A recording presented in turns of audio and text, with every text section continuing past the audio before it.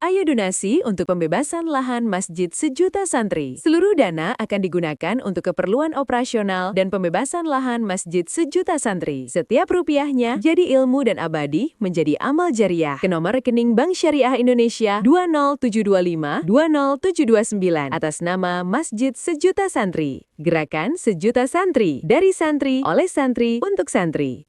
Ala asyrafil anbiya'i wal mursalin wa ala alihi wa sahbihi ajma'in.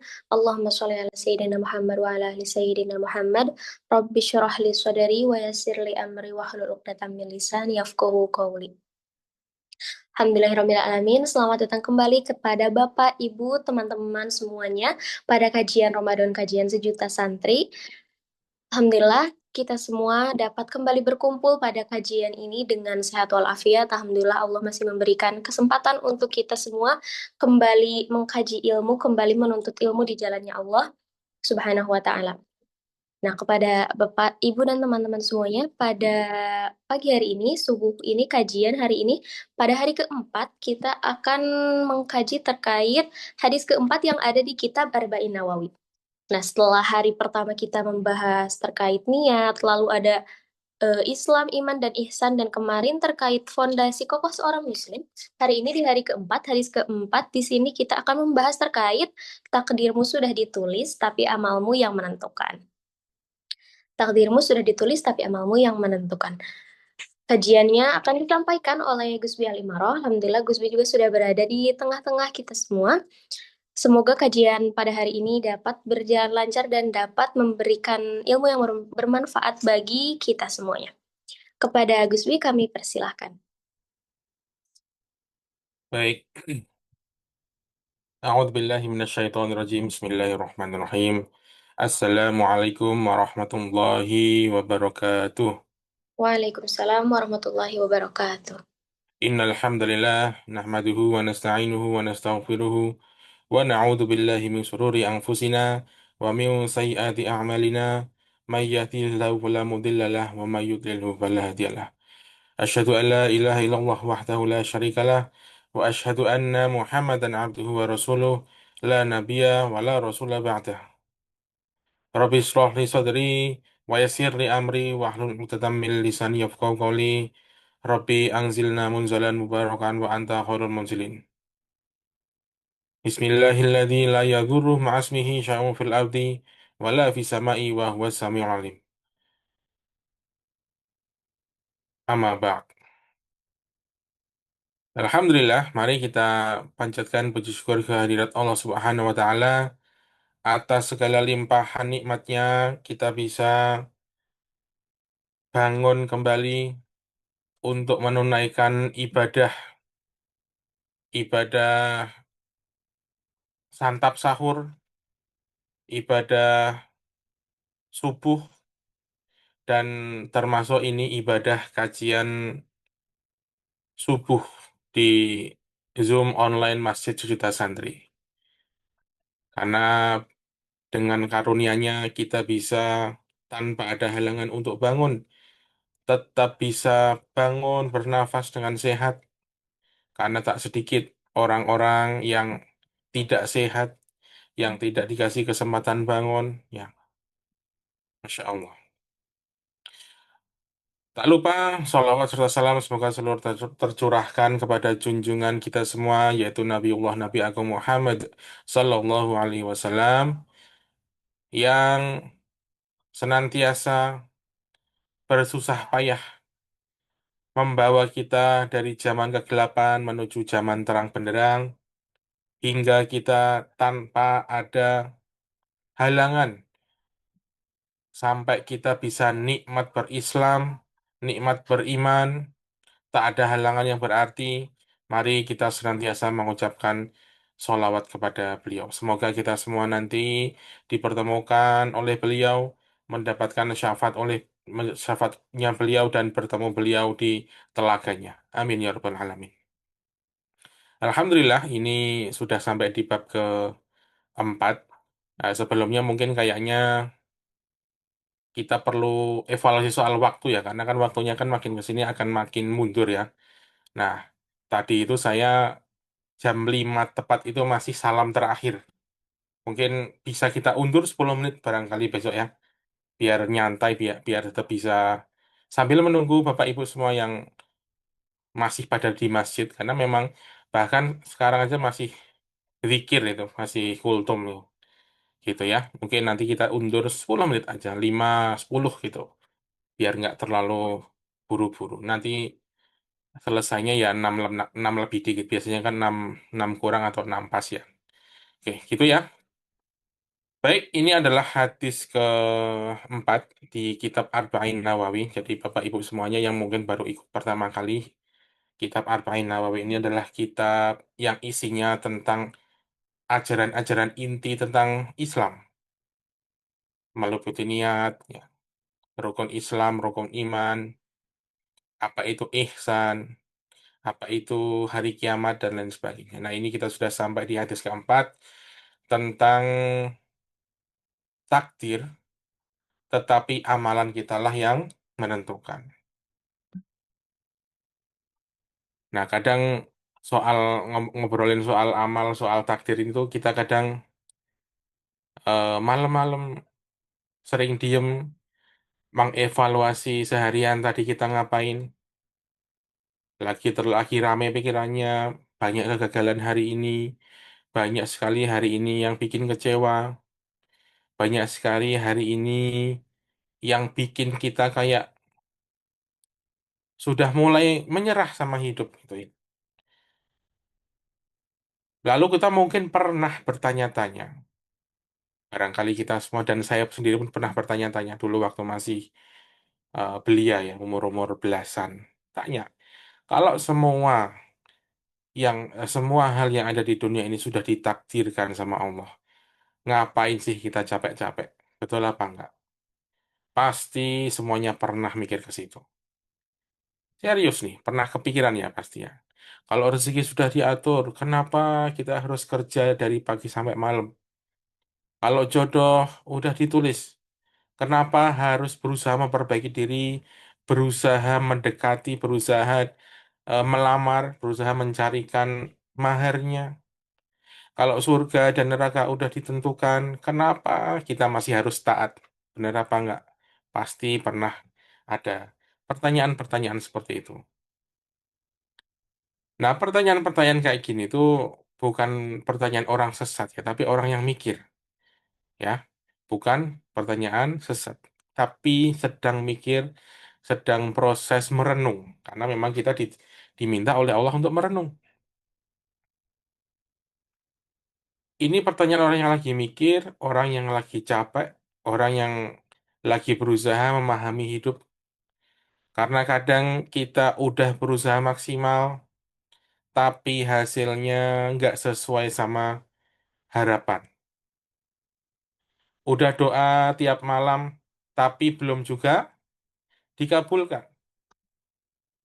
Belum juga dikabulkan karena banyak hal ya. Karena memang eh, ada sesuatu. Sebentar, ini udah online belum ya?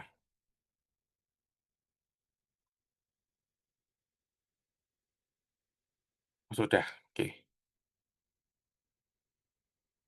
Nah, di titik tersebut kita mulai bertanya dalam hati, ya Allah, kenapa kalau emang semuanya udah ditulis, kenapa jalannya kok terasa berat gitu?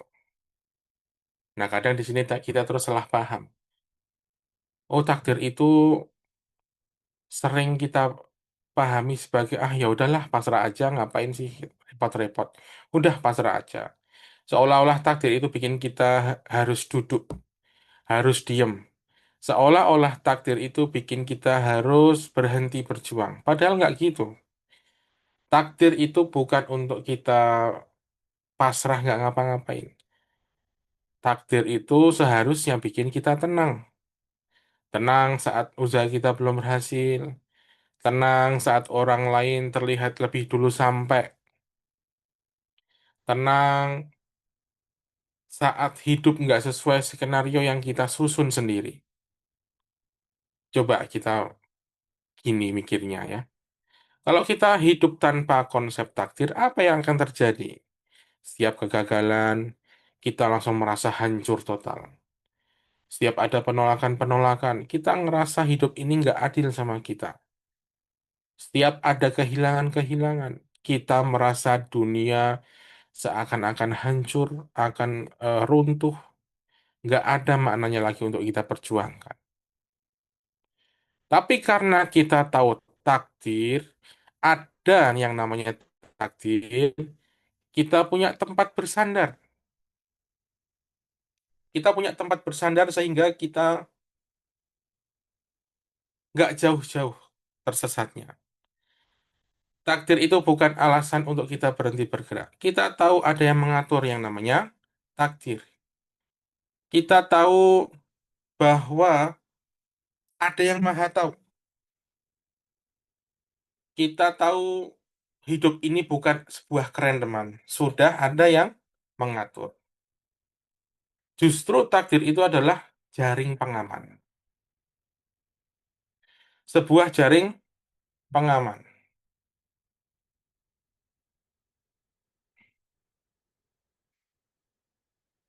Karena kita tetap kerja keras, tapi nggak sombong kalau berhasil. Kita akan tetap berusaha, tapi nggak putus asa kalau gagal.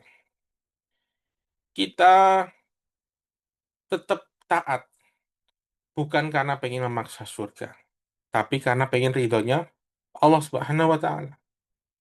Dan soal surga neraka yang udah ditentukan itu, yang udah ditulis oleh Allah adalah ilmunya tentang pilihan-pilihan kita, bukan paksaan kepada kita.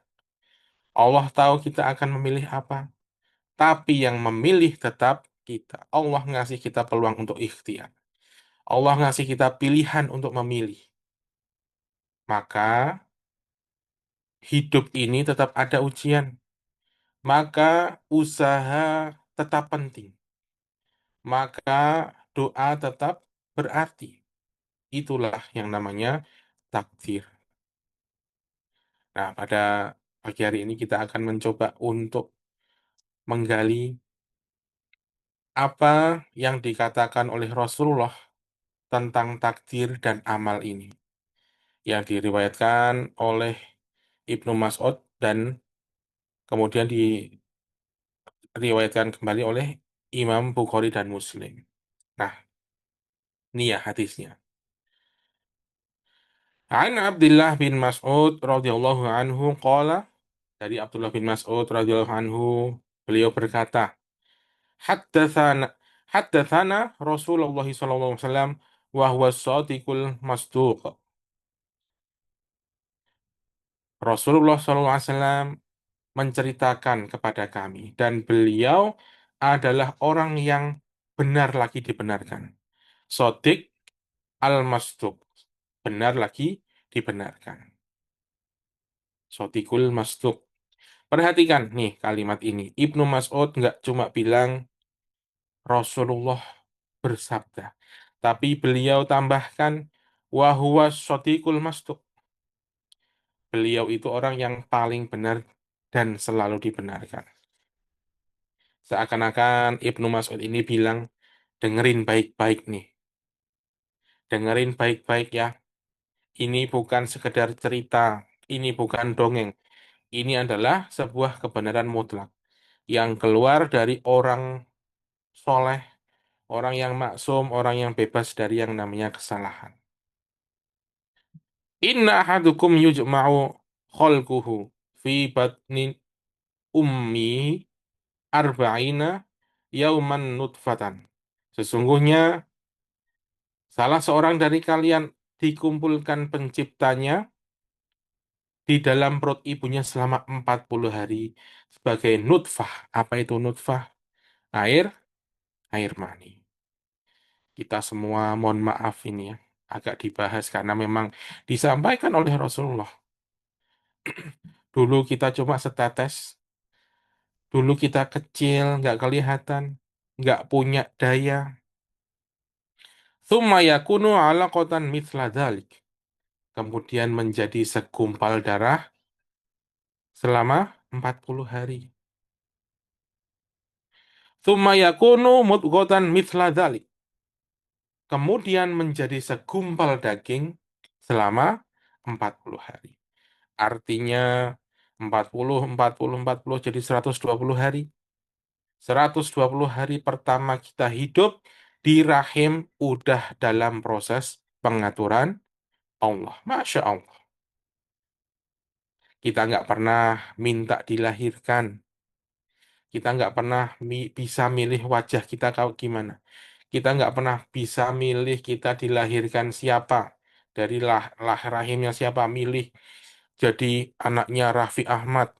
Nggak bisa kita milih jadi anaknya siapa. Orang-orang kaya lah gitulah ya. Semua udah diatur sama Allah. Kita nggak dikasih pilihan soal itu. Nah ini penting. Hidup kita ini bukan sebuah kebetulan. Bukan random. Bukan hasil alam bekerja. Bukan hasil, kan sering ya anak-anak muda sekarang. Ini adalah semesta yang mengumpulkan. Ini adalah takdir semesta. Ah, ini membahayakan tauhid. Bukan hasil alam semesta bekerja, bukan. Ini adalah desain Allah. Thumma yursalu ilaihil malaku fayanfukhu fihi ruh.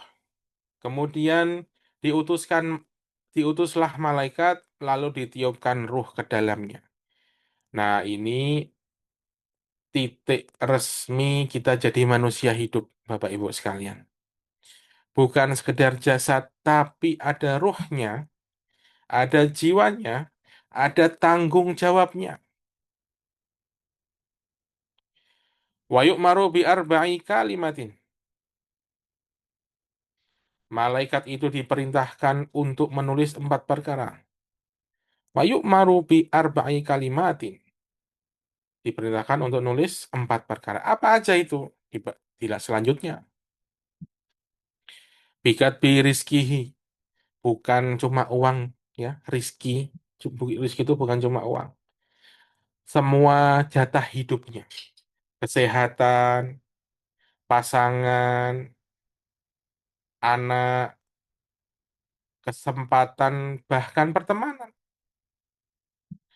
Rezeki itu bukan soal banyak atau dikit, tapi soal jatahnya. Rizki adalah jatah. Wa ajlihi, wa ajalihi dan ajalnya. Tanggal pulang udah ada, nggak bisa maju, nggak bisa mundur. Makanya hidup itu serius Bapak Ibu semuanya. Karena waktunya sangat terbatas. Nggak bisa kita extend, nggak bisa kita perpanjang masa kontrak, nggak bisa. Wa amalihi dan amalnya. Allah tahu pilihan apa yang akan kita ambil sepanjang hidup. Wa syakkiyun au sa'idun. Celaka atau bahagia. Bahagia maksudnya bahagia akhirat. Celaka di sini maksudnya sengsara akhirat.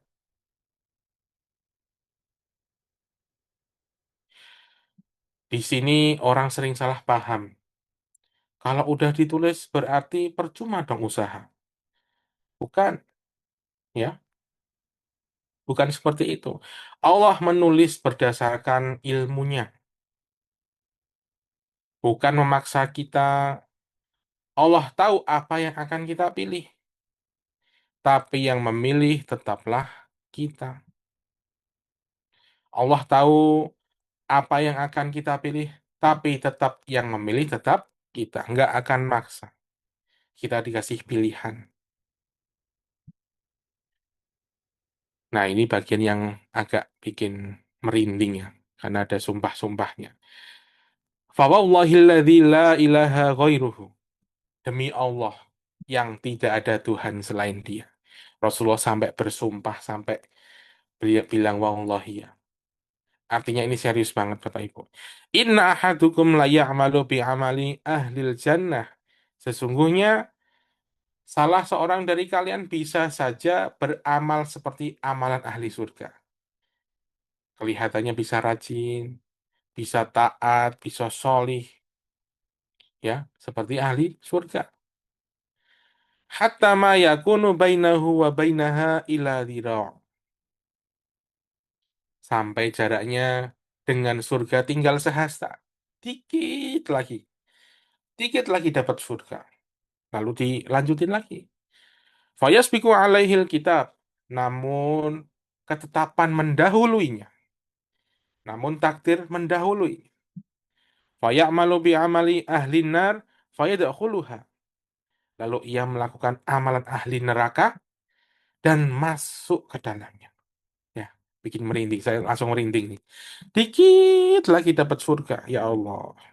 Dikit lagi dapat surga, tinggal sehasta. Tiba-tiba dia melakukan amalan ahli neraka dan masuk ke dalam neraka. Ya Allah, innalillah. Semoga kita dijauhkan dari ini ya. Kenapa bisa kayak gitu? Para ulama me- menjelaskan, bisa jadi selama ini amalnya hanya di luar, tampak baik, tapi hatinya bermasalah. Atau di akhir hidupnya dia berubah drastis. Lalu kemudian sebaliknya. Wa inna ahadukum la ya'malu bi amali ahli nar. Ada juga yang beramal seperti amalan ahli neraka. Wih, kelihatannya rusak. Jauh dari agama kita nggak tahu orang ini. Kelihatannya dari bungkusnya dia kok kayak preman ya. Kelihatannya dari luarnya, dari bajunya, dari tatonya, kok dia kayaknya seorang ahli neraka. Lalu dilanjutkan, fayasbiqu alaihil kitab, lalu ketetapannya mendahuluinya, faya'mal bi'amali ahlil jannah, fayadkhuluha. Dia berubah, beramal seperti ahli surga di akhir hidupnya dan masuk ke dalamnya. Artinya apa di sini Bapak Ibu? Yang dinilai itu adalah akhirnya, endingnya, akhir di hidup kita, itulah yang dinilai. Makanya kita nggak boleh sombong dengan amalan hari ini. Dan nggak boleh putus asa dengan masa lalu. Selama nafas masih ada, cerita belum selesai Bapak Ibu. Selama kita masih hidup, masih ada waktu untuk bertaubat. Tapi masalahnya kita nggak tahu kapan kita berakhir. Itulah misterinya. Kita nggak bisa menebak-nebak. Kita nggak bisa menebak-nebak, oh tahun tahun besok mungkin aku mati ya. Udah deh, 2 bulan tahun sebelum tahun depan aku mau jadi orang baik. Nggak bisa seperti itu. Tiba-tiba di bulan depan dia mati kan bisa juga. Kita nggak bisa menebak-nebak kapan kita akan dipanggil. Semuanya adalah misteri, makanya kita harus konsisten istiqomah dalam kebaikan. Hadis ini diriwayatkan Bukhari wa Muslim. Imam Bukhari dan Imam Muslim. Dua kitab paling sahih dalam Islam setelah Al-Quran. Masya Allah. Artinya hadis ini bukan hadis yang lemah. Ini pondasi akidah Bapak Ibu. Para ulama menjadikannya dasar pembahasan tentang qadar, tentang takdir, dan tentang husnul khotimah. Nah, apa hikmah dari hadis ini? Hidup ini serius karena akhirnya menentukan segalanya. Ada doa yang sering dibaca Nabi Shallallahu Alaihi Wasallam. Ya muqallibal qulub tsabit qalbi ala dinik. Ini adalah doa yang sering diajarkan beliau agar diberikan konsisten keistiqomahan dalam beragama. Wahai zat yang membolak-balikkan hati, teguhkan hatiku di atas agamamu. Karena hati itu bisa berubah. Hari ini kita taat, besok kita futur. Futur itu apa? Semangatnya turun, males. Lagi keset gitu istilahnya kalau Jawa ya. Lagi males-malesan, lagi ogah-ogahan. Hari ini mungkin kita jauh, siapa tahu besok kita hijrah. Takdir bukan untuk bikin kita diam, tapi bikin kita sadar bahwa yang paling penting itu bukanlah awalan, bukanlah yang dulu-dulu. Saya sering dicurhati sama orang ya. Banyak sekali yang curhat, entah itu anak muda, entah itu orang tua. Orang tua pasti dia cerita tentang masa lalu. Gus, saya itu zaman dulu gini, gini, gini. Ya mabuk, ya judi, ya main wanita. Saya merasa jijik sama diri saya sendiri. Gimana ya? Apakah saya masih pantas dapat ampunannya Allah? Lalu saya kasih hadis ini. Ada yang nangis bahwa ternyata yang dinilai sama Allah tuh endingnya. Nggak peduli seperti apa, tapi kalau di akhir bertaubat sebelum ajal datang, itulah kasih sayang Allah. Maka kita selalu minta kepada Allah untuk diberikan keistiqomahan dalam beragama. Dan di Ramadan ini semoga menjadi titik balik akhir cerita kita nanti ya.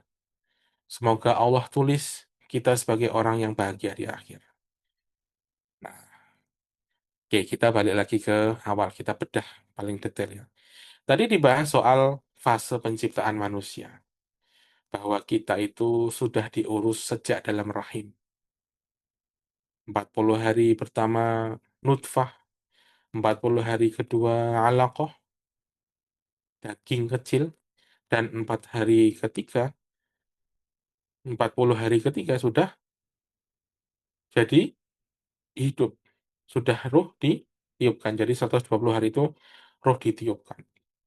40 hari setetes air mani, 40 hari segumpal darah, 40 hari segumpal daging. Totalnya 120 hari. Nah ini bayangin ya, 120 hari pertama kita hidup tuh fase yang ya nggak tahu gitu, kita belum sadar. Gelap, sepi, sendirian di rahim. Tapi Allah lagi kerja besar di sana. Maksudnya Allah kerja itu bukan terus kayak kerja kayak kita ya. Tapi bekerja dengan takdirnya. Kita belum bisa doa, belum bisa usaha, belum bisa milih apa-apa, nggak pernah dikasih pilihan. Tapi Allah lah yang ngurusin kita. Kasih detak jantung yang pertama, kasih pembentukan tangan, kasih mata, kasih otak, semuanya dalam pengawasan Allah. Artinya hidup ini tuh bukan kebetulan, bukan hasil, kejadian aja, nggak kayak gitu. Bukan hal yang random. Kadang orang bilang, ya udahlah, hidup ini kan cuma kebetulan aku lahir. Nah, ini nggak kayak gitu ya, salah. Sejak dalam kandungan, Allah udah ngatur tentang detail hidup kita. Coba renungkan, siapa yang menentukan kita lahir di keluarga mana? Nggak ada. Kita nggak lahir 300 tahun lalu, nggak ada. Kita mungkin, apakah kita dikasih pilihan untuk hidup di belahan dunia yang mana? Nggak ada. Dan justru di situ adalah letak ketenangannya. Kita nggak dikasih pilihan-pilihan, sehingga kita nggak bingung. Kalau di awal hidup aja kita udah dikasih pilihan, ya bingung gitu ya. Kita belum bisa mikir, harus milih yang mana, malah nggak jadi lahir nanti. Ya, jadi Allah itu udah ngatur sedemikian rupa, Allah nggak mungkin meninggalkan kita. Mungkin memang ada yang merasa bahwa hidup ini sendirian. Ada yang merasa hidupnya berantakan, merasa kayak nggak ada yang peduli. Padahal sebelum kita bisa ngomong, Allah udah jagain kita. Sebelum bisa milih, Allah udah nyiapin jalan hidup kita. 120 hari ruh ditiupkan. Ya, itu bukan proses yang mudah. Kita sendiri juga nggak bisa untuk memproses itu. Ya. Kemudian di dalam sini ada 4 hikmah takdir. Ada 4 hikmah takdir yang Allah tuliskan. Yang pertama tadi apa? Rizkuhu, rezeki. Rasulullah SAW menyebutkan bahwa yang pertama ditulis adalah rizkohu, rezekinya. Dan seringkali kita salah paham, kita sering ngira bahwa rezeki itu adalah cuma uang, ya. Kita pasti seringnya ngira bahwa rezeki itu cuma uang. Padahal rezeki itu luas banget Bapak Ibu. Tubuh yang sehat itu adalah rezeki. Punya teman yang tulus, punya teman yang selalu siap bantu kita, itu juga rezeki. Dapat kesempatan belajar seperti ini, itu juga rezeki Bapak Ibu. Bahkan bisa bangun subuh tanpa alarm itu adalah rezeki dari Allah yang luar biasa. Kalau rezeki udah ditulis, kenapa kita harus iri? Karena jatah setiap orang tuh beda-beda. Iri itu muncul saat kita merasa orang lain mengambil bagian dari kita. Padahal jatah kita itu nggak mungkin ketukar, Bapak Ibu. Kalau memang itu milik kita, ya nggak akan meleset. Kalau bukan milik kita, dikejar sampai jungkir balik sekalipun, sampai masuk ke gorong-gorong sekalipun, ya nggak akan dapat, nggak akan nempel. Ini bukan berarti kita nggak perlu usaha, bukan. Kita harus tetap usaha, tetap kerja, tapi hatinya nggak panas, nggak bergantung sama hasil. Kita kerja keras, tapi nggak perlu ada dengki. Kita berjuang, tapi nggak perlu membanding-bandingkan diri secara menyakitkan, bikin hati kita sakit sendiri, padahal kita sendiri yang buat-buat. Karena yang ditulis bukan cuma jumlahnya, tapi waktunya. Ada rezeki yang datangnya cepat, ada yang lambat, tapi stabil, dikit-dikit, tapi ada terus. Ada yang diuji dulu, baru diluaskan. Dikasih dulu hutang-hutang, dikasih dulu kehilangan. Ya, mungkin Bapak Ibu di sini ada yang habis kehilangan. Entah kehilangan harta, kehilangan pasangan, entah itu apa. Itulah diuji dulu. Baru nanti Allah akan kasih akhirnya. Dan semuanya adil menurut Allah. Setelah rizqahu tadi apa? Wa ajaluhu. Dan ajalnya. Ini bagian yang bikin hidup kita harus serius ya. Tanggal balik itu sudah ada, nggak bisa kita tunda, nggak bisa dimajukan. Kadang hidup ini kita ngerasa kayak kita mau hidup selamanya di dunia ini. Menunda-nunda taubat, menunda-nunda minta maaf ke orang, menunda-nunda hijrah, menunda-nunda memperbaiki diri. Padahal ajal nggak pernah nunggu kita siap, Bapak Ibu sekalian.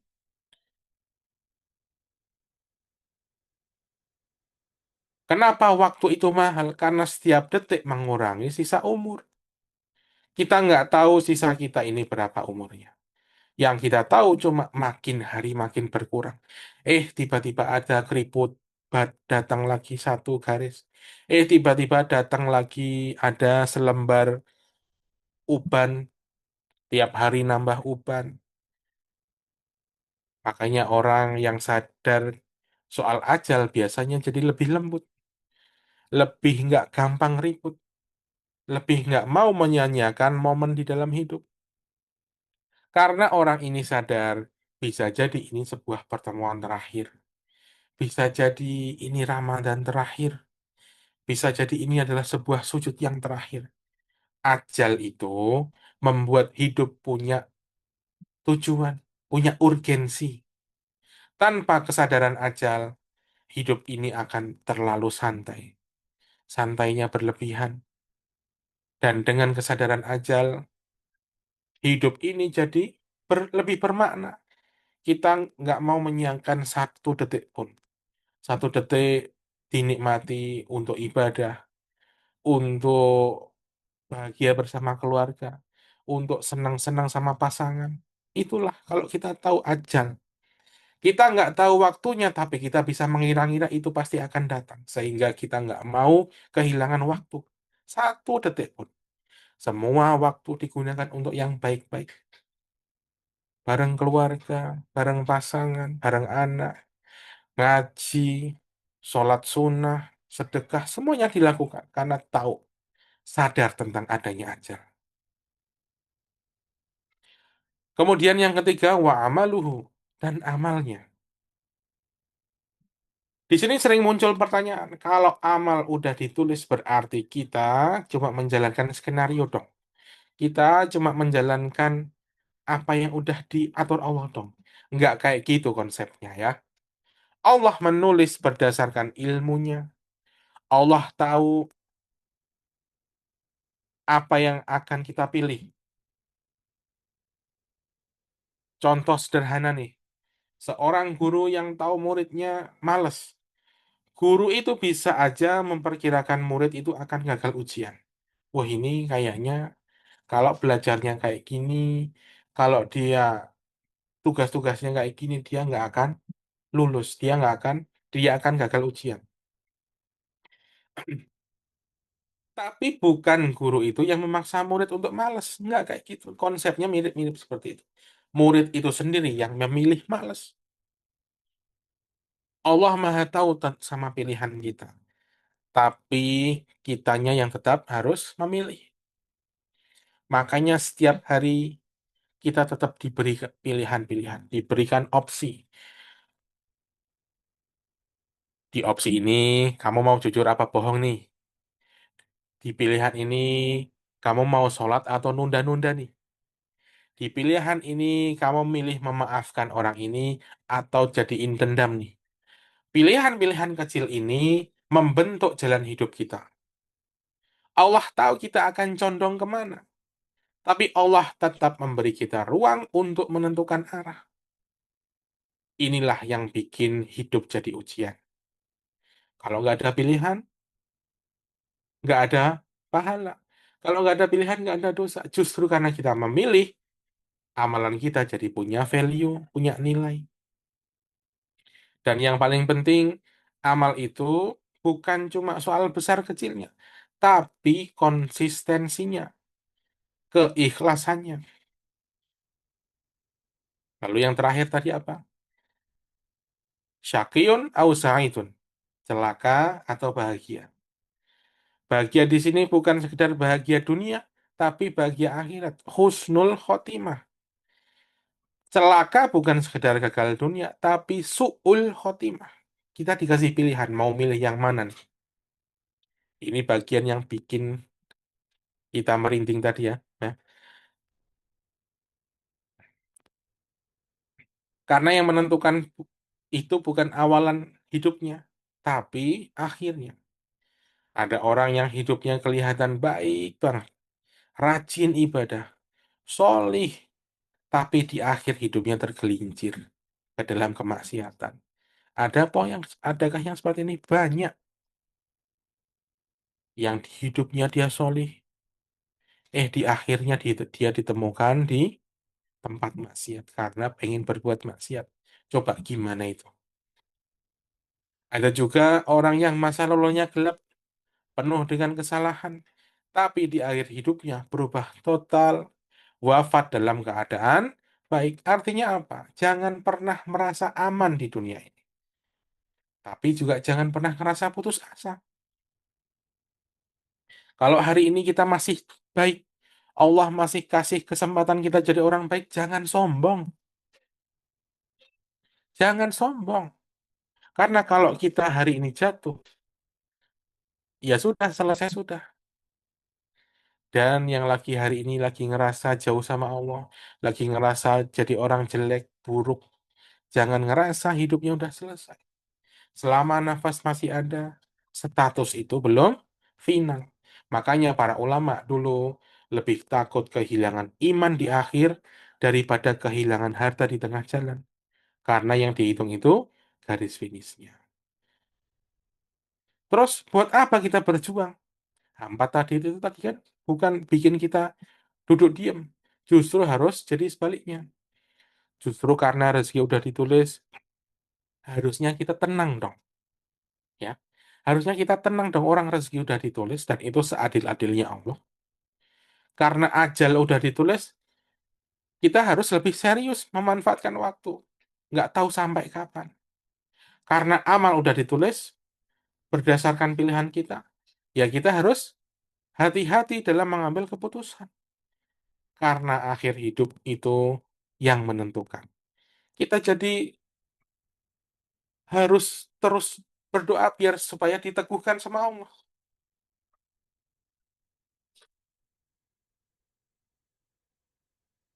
Begitu ya. Kemudian, kalau tadi kan kita udah ngobrolin soal rezeki, ajal, amal, dan akhir hidup. Mau senang ataupun sedih, maupun baik ataupun buruk di akhir.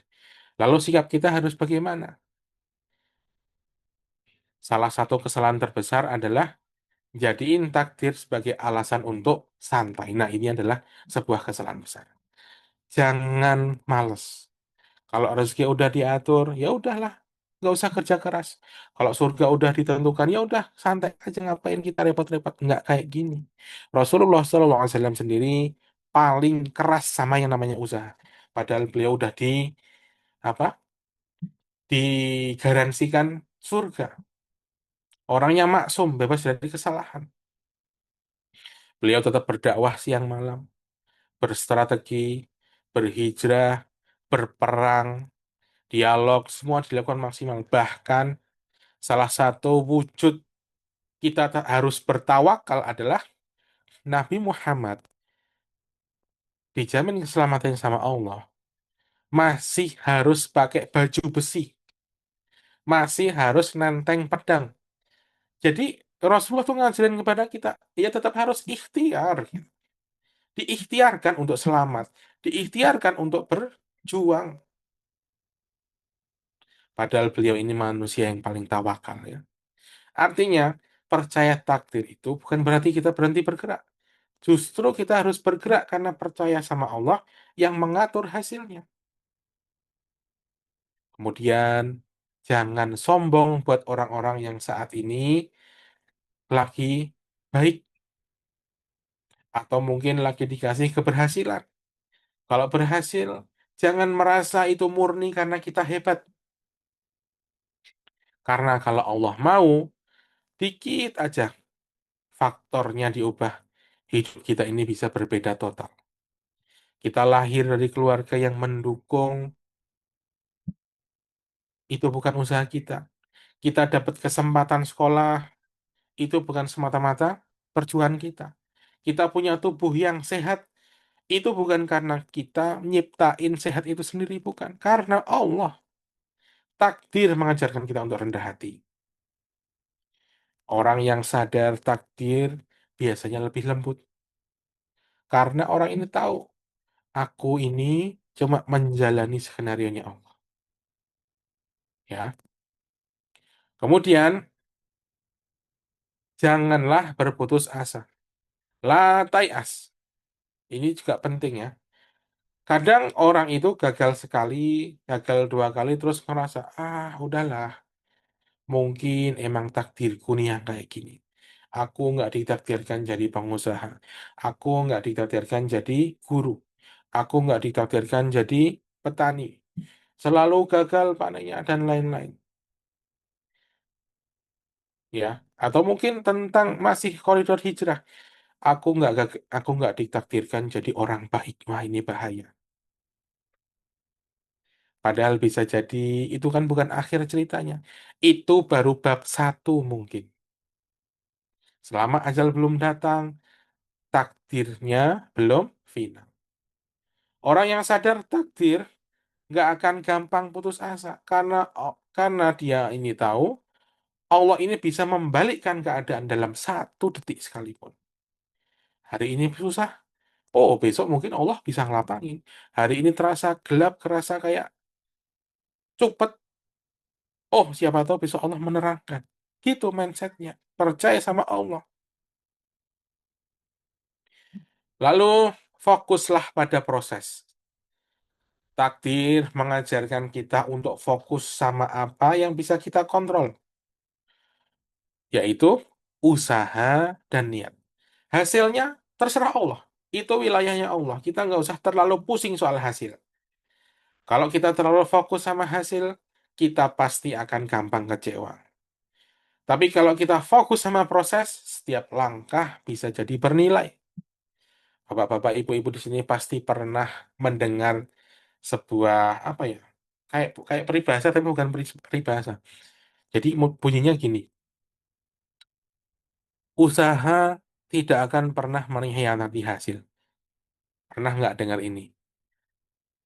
Mungkin ada yang pernah ya. Nah, ini adalah sebuah peribahasa yang salah kaprah. Seakan-akan kalau kita udah berusaha itu pasti berhasil.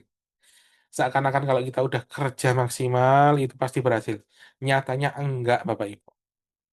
Mungkin pernah Bapak Ibu di sini merasa, aku tuh udah kerja maksimal, udah melakukan semua usaha, udah melakukan semua ikhtiar, tapi Allah belum kasih. Ya, mungkin itu konteksnya soal punya anak kah? Atau mungkin punya usaha kah? Atau mungkin hubungan suami istri kah? Atau mungkin eh apa namanya? Banyak hal di dunia ini yang kita usahakan maksimal, tapi kok Allah nggak ngasih. Ya karena itu bukan takdir kita. Makanya kita fokuslah sama proses. Karena usaha itu bisa bisa jaga, bisa bisa gagal. Kalau gagal, berarti itu Allah tahu itu bukan baik buat kita. Kita sholat bukan karena kita pasti masuk surga, tapi karena itu perintah. Kita berbuat baik bukan karena pasti dibalas manusia, tapi karena itu pilihan kita. Lalu takutlah sama akhir hidup yang buruk. Kalau kita harus overthinking, kalau kita harus mikir besok-besok, mikirlah besok itu akhirnya kita akan jadi apa. Tadi ya disebutkan di bagian akhir di hadis tentang orang yang terlihatannya ahli surga, tapi di akhirnya malah jadi ahli nar, ahlun nar. Lalu yang ahlun nar, tiba-tiba jadi ahli surga. Kita nggak boleh merasa aman. Mukmin sejati itu takut yang namanya su'ul khotimah. Bukan takut miskin, bukan takut bisnisnya gagal, tapi takut mati dalam keadaan jauh dari Allah. Na'udzubillahi min dzalik. Rasa takut ini bukan saya ngajak Bapak Ibu buat jadi stres itu ya, mikirin mati, enggak. Tapi harus kita jadikan ini untuk kewaspadaan. Harus takut sama yang namanya su'ul khotimah. Jangan takut miskin. Jangan takut gagal bisnisnya. Jangan takut gagal percintaannya. Takutlah sama su'ul khotimah. Ini ngeri sekali Bapak Ibu. Karena nggak bisa diulang kalau sudah masuk. Kalau sudah jelek di akhir ya sudahlah. Maka Rasulullah mengajarkan kepada kita doa yang tadi itu. Ya muqallibal qulub, tsabbit qalbi ala dinik. Wahai zat yang membolak-balikkan hati, teguhkan hatiku di atas agama. Ini Rasulullah loh yang ngajarin. Beliau ini maksum. Apa itu maksum? Bebas dari dosa, bebas dari kesalahan. Apalagi kita, Bapak Ibu. Dikit-dikit bikin dosa, dikit-dikit bikin salah, dikit-dikit mulut kita ini nyelekit, menyakiti hati orang, jadi dosa. Dikit-dikit kita ghibah, dikit-dikit kita ngelihat hal yang seharusnya nggak kita lihat, dosa lagi. Zina mata. Ya, hati itu bisa berubah, Bapak Ibu. Hari ini semangat, besok bisa futur, besok bisa malas-malasan ibadah. Hari ini taat, besok bisa lalai. Tapi juga hari ini mungkin kita masih malas, besok bisa rajin. Hari ini kita masih bodoh, besok bisa pinter. Hari ini kita jadi orang yang penuh dosa, besok bisa diampuni. Maka mukmin itu nggak cuma usaha doang, berdoa, minta penjagaan sama Allah. Ya muqallibal qulub, sabit qalbi ala dini. Minta penjagaan Allah. Ya Allah, teguhkan hatiku di atas agamamu. Jangan diubah-ubah, jangan geser-geser. Gitu ya. Maka di Ramadan ini kita banyak-banyakin istighfar, banyak-banyakin berdoa. Ramadan itu momen percepatan, percepatan untuk kita jadi lebih baik. Kalau hidup ini itu adalah sebuah perjalanan panjang, maka bulan Ramadan ini adalah jalur cepat, jalan pintas. Ramadan itu bisa jadi titik balik takdir akhir kita. Ada orang yang sebelum Ramadan biasa aja, tapi di Ramadan hatinya bisa luluh, bisa nangis keluar air mata, tangisannya pecah, dosanya diampuni, hidupnya berubah. Dan perubahan itu menentukan akhir hidupnya. Banyak sekali kisah seperti ini. Saya sering menemukan. Kita nggak pernah tahu, mungkin satu sujud di malam Ramadan, mungkin itu witir kita, mungkin itu tahajud kita. Bisa jadi sebab husnul khotimah. Jangan pernah merasa masih selalu aman, Bapak Ibu. Kadang kita merasa udah cukup baik. Aku udah sholat kok, tenang. Sedekahku udah banyak kok. Aku kan nggak jahat-jahat amat. Aku kan cuma kayak gini. Masa cuma ngomong doang, langsung dosa. Perasaan aman itu sangat bahaya. Karena dalam hadis tadi jelas sekali. Ada yang terlihat seperti ahli surga, tapi di akhir berubah. Maka Ramadan itu bukan cuma soal kita memperbanyak ibadah, tapi menjaga hati dari rasa aman yang palsu. Jangan pernah merasa udah baik. Ramadan ini bukan ajang pamer kesolihan, ya. Bukan paling banyak-banyakan upload foto lagi kajian. Ibu-ibu lihat nih aku lagi kajian. Share kemana-mana. Tapi soal siapa yang hatinya paling takut kehilangan Allah. Paling takut sama yang namanya suul khotimah. Mintalah untuk husnul khotimah. Jangan cuma minta rezeki lancar. Minta enteng jodoh. Minta bisnisnya naik. Jangan. Tambahin. Ya Allah, aku minta akhir yang baik. Sabit qalbi ala dinik. Jaga aku agar hatiku selalu di atas agama ini. Maka begitu Bapak Ibu. Ini bukan saya menakut-nakuti, tapi saya lagi mengingatkan diri sendiri bahwa ternyata memang takdir itu misteri. Akhir itu misteri sekali. Ya, takdir itu bukan alasan untuk berhenti, tapi takdir bukan alasan untuk berkata, ya udahlah emang gini kok aku. Udahlah nasib orang miskin. Udahlah nasib orang susah. Udahlah, udah tua, suami udah nggak bakalan gini gini gini. Udah. Enggak, jangan jangan seperti itu mikirnya. Takdir adalah alasan untuk hidup lebih dalam. Karena takdir ngajarin kita banyak hal. Mengajarkan kita tenang saat gagal. Ngajarin kita rendah hati saat berhasil. Ngajarin kita takut saat merasa aman. Kalau hari ini Allah masih kasih kita waktu. Masih kasih kita nafas. Masih beri kita Ramadan. Insya Allah sampai akhir. Berarti cerita ini belum selesai Bapak Ibu. Masih ada kesempatan memperbaiki akhir. Dan ingat satu kalimat ini baik-baik. Yang belum ditulis itu bukan takdirnya. Tapi cara kita menyambut adalah takdir itu. Semoga Allah bisa menutup hidup kita dalam keadaan yang paling baik. Dan semoga kita diteguhkan iman kita, hati kita di dalam agama ini. Itu aja mungkin Bapak Ibu. Untuk kajian subuh ini, mari kita akhiri dengan doa seperti biasa. Silahkan sambil menengadahkan tangan, sambil di dalam hati ikutin kata saya. Kita minta kepada Allah agar kita diteguhkan atas iman ini. Kita minta sama Allah agar kita diberikan akhir yang baik. Husnul khotim. A'udzubillahi minasyaitonirrajim. Bismillahirrahmanirrahim. Allahumma ya muqallibal qulub, tsabbit qulubana ala dinik. Wa ya musarrif qulubi, sarrif qulubana ala ta'atik. Ya Allah, Engkau yang membolak-balikkan hati. Engkau yang menggenggam takdir kami sejak kami masih dalam rahim. Engkau yang menuliskan rezeki, ajal, amal, dan akhir hidup kami. Ya Allah, kami ini lemah. Ya Allah, kami ini sangat-sangat lemah. Hati kami mudah berubah.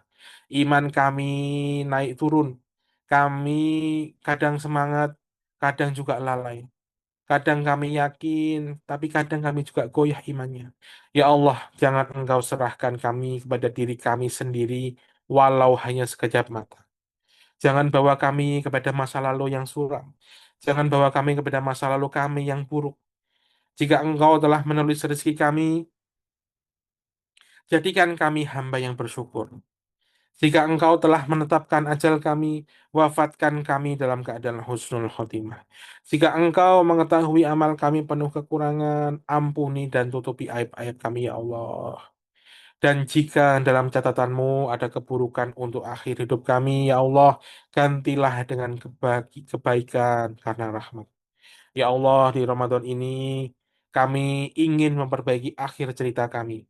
Lembutkan hati kami, bersihkan jiwa kami, lapangkan dada kami, jauhkan kami dari kesombongan saat berhasil, dari keputusasaan saat gagal, dan dari rasa aman yang menipu. Ya Allah, jadikan sisa umur kami lebih baik daripada yang lalu. Jadikan akhir amal kami sebaik-baiknya amal. Dan jadikan hari terbaik kami adalah hari saat kami bertemu denganmu, ya Allah. Ampuni dosa kedua orang tua kami, ampuni guru-guru kami, ampuni keluarga dan jamaah majelis ngalamat ini. Satukan kami dalam kebaikan di dunia, dan kumpulkan kami di surgamu tanpa hisab. Dan kumpulkan kami dengan Rasulmu di telaganya, ya Allah. Rabbana la tuzigh qulubana ba'da idh hadaitana wa hab lana min ladunka rahmah innaka antal wahhab. Wa sallallahu ala sayyidina Muhammadin wa ala alihi wa sahbihi ajmain. Subhana rabbika rabbil izzati amma yasifun wa salamun alal mursalin walhamdulillahi rabbil alamin. Amin ya rabbal alamin. Terima kasih Bapak Ibu semuanya. Semoga kita diistiqomahkan dalam kebaikan. Sampai jumpa esok hari. Assalamualaikum warahmatullahi wabarakatuh. Waalaikumsalam warahmatullahi wabarakatuh. Alhamdulillahirrabbilalamin. Bapak, Ibu, dan teman-teman semuanya, kajian pada pagi hari ini telah selesai. Semoga kajian ilmu yang telah disampaikan dapat menjadi ilmu yang barokah juga bermanfaat bagi kita semuanya. Amin ya robbal alamin. Semoga kita juga tetap diberikan kesehatan juga keistiqomahan dalam menuntut ilmu di jalan Allah. Kepada Bapak Ibu dan teman-teman semuanya yang hari ini sudah bergabung kajian, jangan lupa kembali bergabung kajian pada esok hari karena kajian Ramadan Sejuta Santri ini ada pada setiap hari di jam 5 untuk mulai dari besok hari berarti dari jam 5 lebih 10 menit di tempat dan waktu yang sama. Terima kasih banyak kepada Gusbi yang telah menyampaikan ilmunya. Mungkin cukup sekian untuk kajian pada pagi hari ini. Saya mohon maaf sebanyak-banyaknya apabila terdapat kesalahan pada perbuatan maupun pengucapan kalimat. Kita tutup kajian pada pagi hari ini dengan membaca doa kifaratul majlis bersama-sama. Subhanakallahumma Subhanallahumma wa bihamdika wa bihamdika asyhadu an la ilaha illa anta astaghfiruka wa atubu ilaik. Wassalamualaikum warahmatullahi wabarakatuh. Waalaikumsalam warahmatullahi wabarakatuh. Ayo donasi untuk pembebasan lahan Masjid Sejuta Santri. Seluruh dana akan digunakan untuk keperluan operasional dan pembebasan lahan Masjid Sejuta Santri. Setiap rupiahnya jadi ilmu dan abadi menjadi amal jariah. Ke nomor rekening Bank Syariah Indonesia 20725 20729 atas nama Masjid Sejuta Santri. Gerakan Sejuta Santri, dari santri, oleh santri, untuk santri.